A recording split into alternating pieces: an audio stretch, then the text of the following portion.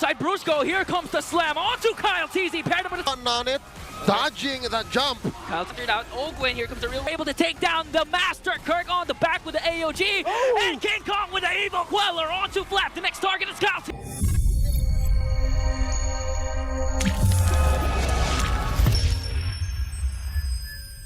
Snowball. Their snowball condition is if they win the first turtle fight, then get an invade after that, that's big. If they win the first 2 turtle fights considerably, then they control the early game. Is this a late 2024 Eve pick or another Game 7 MSC Eve pick? For few, we're about to find out. Game number 1 in a best of 3. It's a star match for Week 6. ONIC PH versus Team Falcons PH. One more look again. Keep close tabs on the rotation and the clearing path of the Beast King Kong. So, I mean, is it just me, or I find Khae a bit, especially in the pro scene, or just in the pro scene, a bit overrated? Ooh, started with the hot takes, huh? How dare you? No. I'm seeing it because so far, okay, this time they're going to focus fire on the XP lane. A good decision that can bear fruit for Team Falcon, especially early on in first turtle. Yeah. Well, to be honest, one of the reasons why the overratedness comes in is because you have Purifies getting picked up in the pro scene. No one wants to do that in the ranked games for some reason against a Khae. Okay, but you want to go for Few. Already pops his Purify, and that's a worth it engagement for ONIC. Okay, good trading around the center of the map. So King Kong went purple to orange upwards, then it's going to go back for the golem. All right. And we saw earlier in the emblems is to pull yourself together for the Khae. You do actually need that in the pro scene because you need your flicker more often as a Khae. Some were theorizing the revitalized Khae, but that might fit more in your ranked games. This is a very proactive Khae, and again, it's very utilitarian. ONIC PH can use that defensively, offensively, and look, Ogwin wants to go fast. The fact that the Khae is just standing there and Ogwin knows is slowing down this approach, setting up a turtle fight. ONIC wants this turtle. They want to fix those early game stats. Yeah. I really like the positioning right now of ONIC. You saw earlier how deep they were diving under Fuse Tower, so bring him down low. So they're really putting a lot of importance yet again to controlling the center of the map. Okay. They delayed Fuse level 4, and they're dogpiling on the turtle here. Okay, the Beast still was able to get the first turtle, forcing out even Flap TZ's flicker, plus the split. Here comes Kirk with the AOG. No counter trade for Team Falcons. Oh, where's this going? The diversion. Oh, just a feint. Yeah, no, I think they sent King Kong to the orange buff. Just the 2, yeah, just the 2. Yeah, just the 2, to steal it away. Alongside Brusco, here comes the slam onto Kyle TZ, paired up with a title spike. They're going to bring down Kyle with the first blood. All right, Ingan, tell me now, is it overrated? Now, in the hands of Brusco, clearly not. But in the hands of Ingan, yours truly, yes. Thank you for the disclaimer.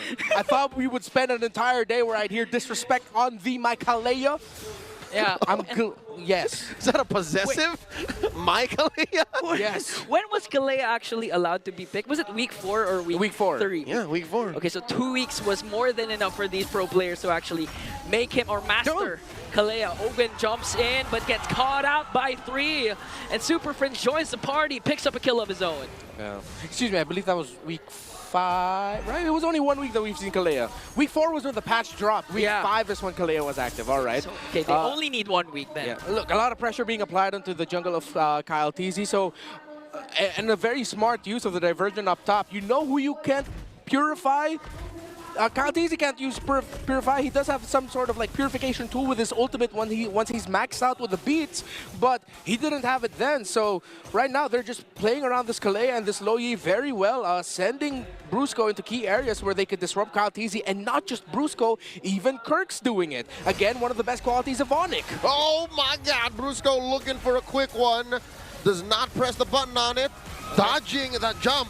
Kyle TZ goes in with electrifying beats. Raging Sandstorm already used up. Here comes the jump coming in from Kirk. Gonna miss, but Flap TZ was able to go with a split. Hanging on to King Kong. Now here comes Super Marco. They're still trying to work on the Filipino cannon, and the Tsunami Slam is gonna feed it off to King Kong. A diversion up top. Oh, they're sending the full team just to try and get the orange buff. They really want to disrupt the farming of the Joy here. And you know who I heard earlier said that they think Joy's slightly overrated? That's not me this time. No, yeah, it Who? wasn't you. It was Midnight. And I'm honestly starting to see why you consider why.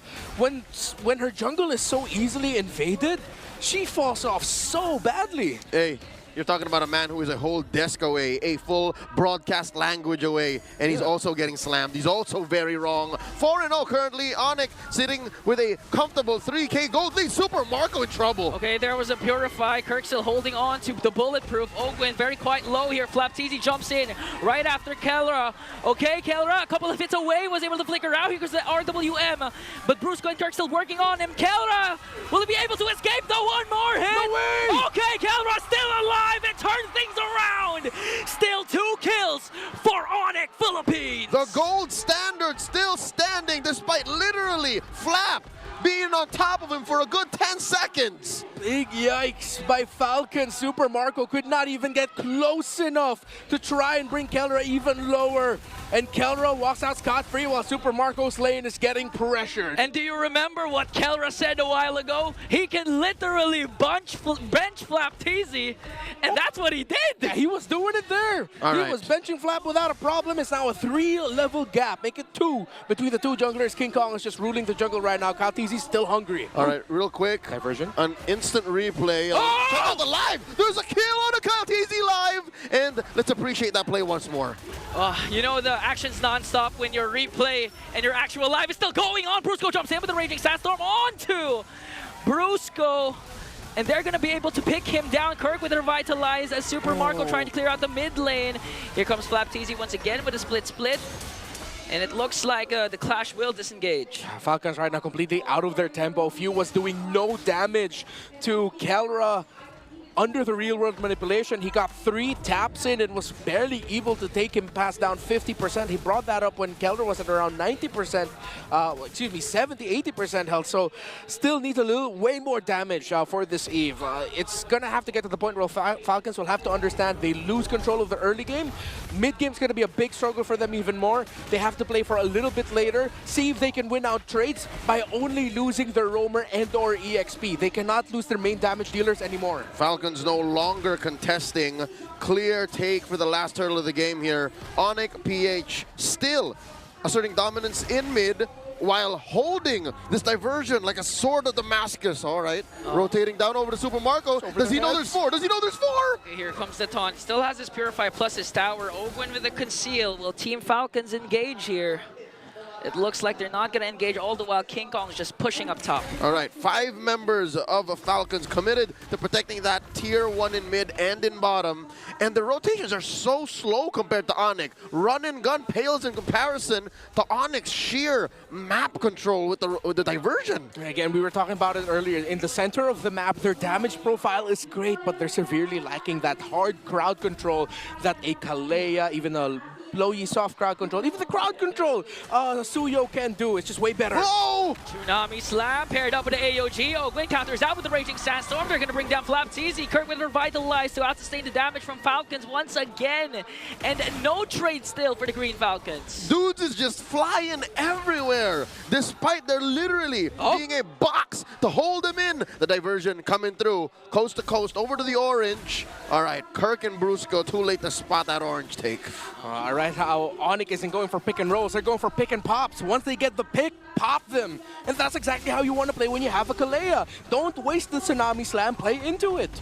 So far, approaching the 7K gold lead, ONIC is calling all the shots. Ogwin here, even with a sand walk, afraid to walk into the wrong bush. Quick sand guard just to top himself up. I think Falcons are feeling the heat. Like, they can't even recall to recover because ONIC is just going way too fast. I called it. I told you guys it's either going to be a very fast game or a long game. And 9 minutes in already, 7K gold lead. Okay, they're trying to work. Okay, Tsunami Slam countered out Ogwen. Here comes the real world manipulation. Oh, man. But still, they were able to take down the Master. Kirk on the back with the AOG. Oh. And King Kong with the Evil Queller onto Flap. The next target is Kyle TZ. That's a 4-man down. 4 Falcons will fall down. King Kong wants to go for more. There's a diversion, and the Bulletproof stays alive. All right, no additional casualties for Falcons. Super Marco, the only one left. Clear go signal for ONIC to go for the Lord. As a Falcons guy, I just want to say the gods looking like they are so back. Falcons so sharp, so decisive.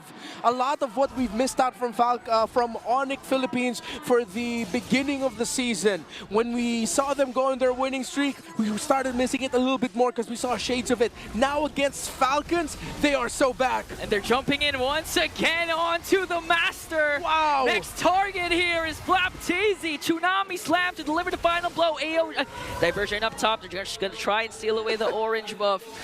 You know, I don't blame you. With all the things happening, you don't know if they're feinting an AOG or a diversion. Yeah. It's a lot of AoEs. Or one of Kalia's passives. And they commit the ultimate to steal the orange buff. Ladies and gentlemen, ONIC have reached the 11K gold lead mark, approaching 12. Falcons are out of their breath. They are flying at altitude so low, they're struggling to even put gold on Super Marco, who, by the way, is still bulletproof.